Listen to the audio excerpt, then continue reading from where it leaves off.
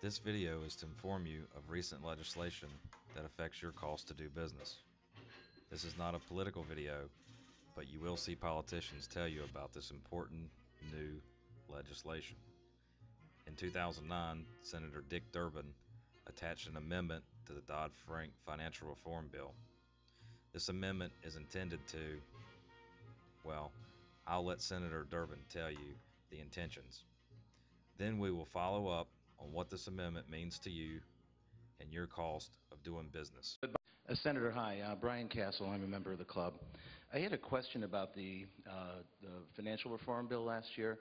There was that amendment, they call it the Durbin Amendment, I understand, about debit interchange, and it, it has to do with, raising the cost of the credit card companies, and there's, I hear there's a windfall for some of the retailers. I hear there's a windfall for some of the retailers. Could you help us and understand why was this proposed, what was the point of it, and what good is it doing? Now, when you use your credit or debit card at your local restaurant in Chicago, it isn't just a matter, for example, on your debit card, that if you gave them a check to pay for a check on your savings or primary checking account, it isn't the same thing as when you give a debit card. Because when you give a debit card to pay, even though the money's coming right out of your bank account to the restaurant, there is a fee that is paid, an interchange fee, on that transaction by the establishment where you've made the purchase. So these people are at a disadvantage, retailers were. So they came to me from all across the United States, restaurants, convenience stores, big box stores, universities and charities, which all pay these interchange fees, and said, we need some help here. We cannot get Visa and MasterCharge and the banks to sit down and negotiate these interchange fees. They impose them on it, take it or leave it.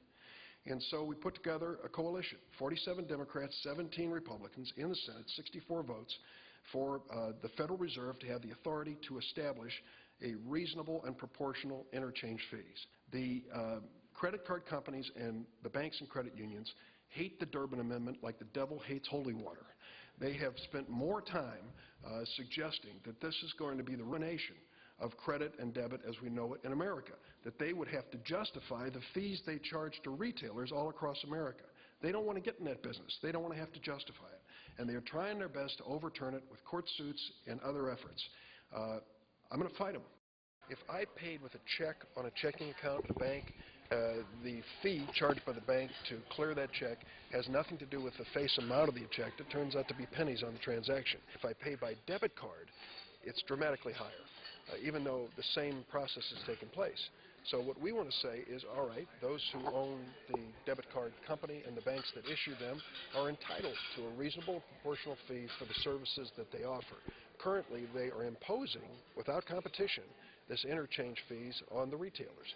And we're trying to find more balance here. The amendment says the Federal Reserve will establish what is a reasonable and proportional fee. And what is a reasonable? Well, they've come up with an amount, 12 to 13 cents a transaction, which is about half to a third of what's actually being charged today.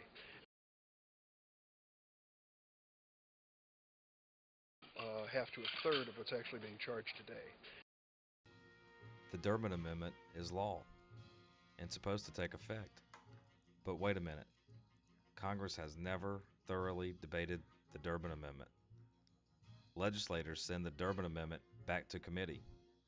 While in committee, legislators propose repealing the Durbin Amendment. Senator Durbin has to defend and persuade Congress to keep the current Durbin Amendment law as is. Analyze the current state of the market and establish what a reasonable and proportional interchange fee would be. What's fair? Since there's no competition here under the current system, let's at least establish what's fair. Let's not let Visa, MasterCard, and the banks fix prices here for lack of competition.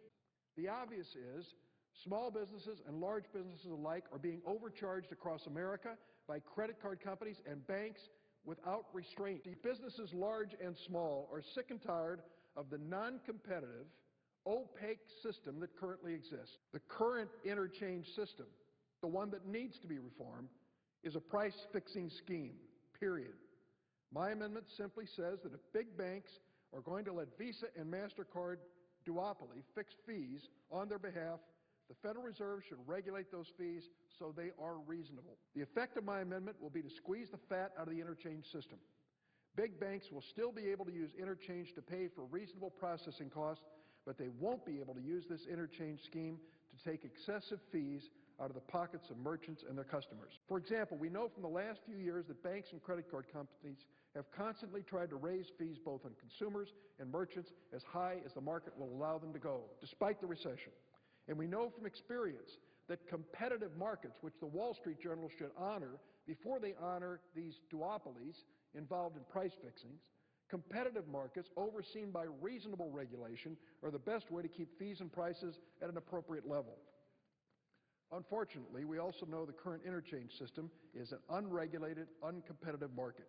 That's why we see fees that are hidden, non-negotiable, and many times higher what a competitive market would produce. I hope the Wall Street Journal is aware that card companies like Visa charge higher interchange fees to small businesses than to big businesses. How do you like that for competition? Small businesses get it the worst under the current system. The American Banking Association, Bankers Association, and the National Credit Union Association, now marching in lockstep on issues, are going to oppose any reform. The entire financial industry is making a killing under the current interchange system to the tune of $1.3 billion a month. Do the math and figure out why this has every lobbyist in town working to defeat the Durbin Amendment. 30 times 1.3. That's pretty close to $40 billion that's at stake here if the amendment to stop this Durbin change in the interchange fee system goes through. I believe that the free market should be allowed to work, and I don't think we're doing that here. And as I've talked to a lot of different merchants out there, when we talk about Congress potentially stepping in and mandating prices or profits or salaries for their companies or CEOs, they take great offense to that. Mr. Cantor, you and your folks say there's not enough competition in this market. Is that right? That's correct. There's price fixing now. But is it fair to say that your clients can use cash? Can they use cash? Yes. Sure. Yeah, and they can use checks as well, right? Sure. So there's three methods of payment that your clients can choose to use if they so wish, right? The Is that correct? comes, there are many methods of payment, yes. But problem they like the Visa product, yes? The Visa is one product. They have credit and debit, but there's no competition among different cards and But fees. there is That's competition with the payment method, right? You can accept check, you can accept cash, or you can accept Visa. We're going down a very slippery slope here with this. And a minute ago, you made the comment, something to the effect that you agree that we need to be setting these prices so we keep those ones who are charging too much from charging too much, which basically you agree that we're price fixing it. And as a government entity, to set prices on the private sector is unconscionable. We are taking a huge step down a road we don't want to go to, because suddenly we're starting to treat the banks and the people who do the interchange fees, whether it's Visas, MasterCards of the world, whoever, as a utility company instead of a private sector entity. Do you agree with that statement? No. Do you know what the incremental cost is of producing a Slurpee? Yes. What is it? Company we do. I don't know it specifically as a person. Well, I just wonder how 7-Eleven would feel if the Federal Reserve came in with a rule that said you can only recover the incremental cost of selling a Slurpee. My guess is the ice and the fruit flavor don't cost a whole lot. While in committee, legislators find pricing loopholes. Sounds a lot like the tax code, right? It appears that only big retail is guaranteed to receive the Durbin Amendment discount. Will your small to mid-sized business qualify? Let's hear from a congressman, then we'll see if the Federal Reserve can tell us. And we have here today, this is the interchange fee agreement, 1,000 pages, and I'm confident that few in this room could figure out what's going on in the agreement here, and many small businesses have that same problem to try to understand what's happening in here. On the issue of the exemption, this is an issue that has brought many questions.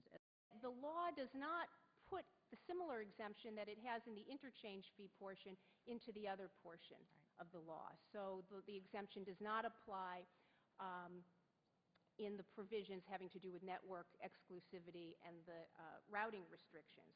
The matter of whether the networks, in fact, will put two tiers of pricing in place and the extent to which that pricing becomes maintainable or whether, in fact, it gets eroded by market forces. Right. And you know, what do you mean by the comment? Are you actually going to be calculating this? This is an area that I think is something we want to learn more about. It seems to me that the lawmakers and regulators in Washington, D.C. can't answer a simple question from their own line of work. I guess the market will have to tell us. So let's get caught up. Although it was found to be flawed, the Durbin Amendment became law on October 1st, 2011. Since implementation, numerous credible news outlets have condemned the Durbin Amendment. A Wall Street Journal article was titled, "Debit Fee Cap Has Nasty Side Effect." DailyFinance.com, an AOL Money and Finance website, titled their story, "Debit Card Fee Cut Backfired on Small Merchants." Senator Durbin's home state paper, the Chicago Sun-Times, titled their story, "The Durbin Debit Card Dupe."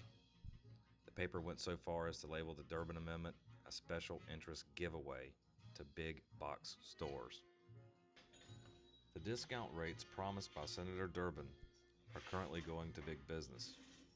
In an effort to recover an estimated 45% in lost profits, processing companies are overcharging small businesses via technicalities or loopholes found in the Durbin Amendment.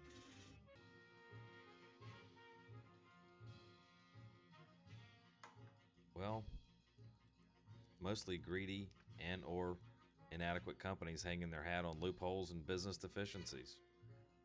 Small to mid-sized businesses that are not signed up for a rare, specific, pinpoint processing rate program are not being passed along the proper savings intended from the Durbin Amendment. Furthermore, not all card processing companies are offering the needed program or even have the ability to offer the specific rate program. Senator Durbin has refused comment on the consequences from the amendment that bears his name. I'm sure he will comment in the future, but his long silence says something to everyone.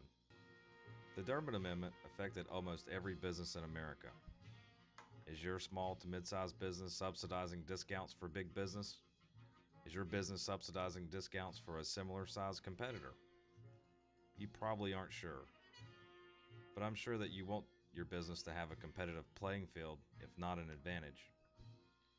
For every problem, there is a solution or an outcome. The only way to ensure that your business is searching for the solution is to have an independent third-party card processing professional provide a free, no-obligation audit of your recent processing statement. A typical audit only takes 3 days. Good news. Good news. Now, this is important because small businesses produce most of the new jobs in this country. They are the anchors of our main streets. They are part of the promise of America. The idea that if you've got a dream and you're willing to work hard, you can succeed. The members of Congress who fought so hard to pass this bill on behalf of America's small businesses, a lot of work was involved in this, obviously, but there are a few folks who are here on stage I want to make sure to acknowledge. First of all, my dear friend and my senator from the great state of Illinois, Senator Dick Durbin.